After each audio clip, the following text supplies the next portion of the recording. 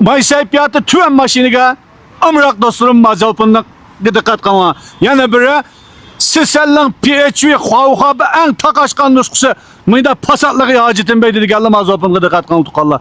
Gödanlama emisi katta 2022 nuska 2022 kön 2022 tırıkkan boğan bunu pasat.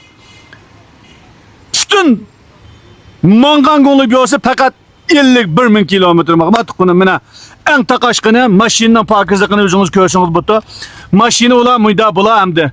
Bunun aşı bütün ahlak nemeleri hemmesi tuluk seplengine takaşkını hesapta Ceklamlı mesela bu maşinin pakizlikini görüp tukalla pakizlik ezip kasa ekegen maşinlerimdeki birden mühürlük yürkanla aymay besip bağlanla tukalla min kımana bulam manı mava töpülmasının xomisi bir neçə tal pasatını işitin hem de momçini işitin demi yalğançı olap kalmay bir neçə tal pasatını işitin bir tal çıkıtkını manı mündüğünün kâsi asan bu da bizden ucu saltanatga ikincisi mağamamızı saltanat maşini mülazimeti kurulup Tehim ma pasattan manandan ikincisi ma bizning do'konimizga kelishi.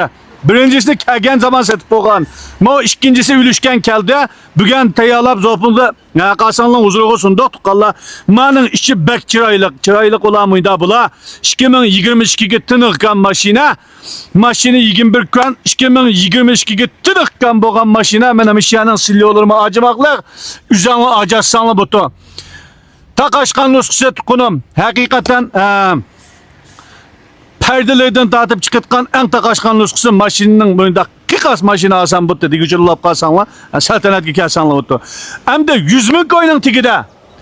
100.000 koyunun tigide pasat alsan butu. En aşı yepyeni tuğan ama 22'nin gidin bilen bir yerde koysak yenilikte okşaş tutkan ammalaikin polisi ve yakın alsan butu digilige 2019 yılınkine 100.000 koyunun azoklam tigide epkesiniz bu tutunum. Maşina yenilam kandığa takaşkını.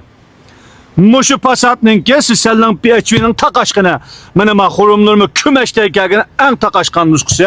Maşinimiz 2019 Çuçan 19 yıl ahire nüfus koyulgan 19 4. ayda zavoddan çıkıp 19 yıl ahire 2020'de tınırkan maşina maşinimiz yani bizim dokunumuzga Ülüşkellam yitip geldi. Mıyda maşini alsam butte digiçülü bulap kap kalsanla saltanatki kelsanla maşininin serkileri bir de böstümüne. Hakiki yenileri makama. Hakiki yenileri.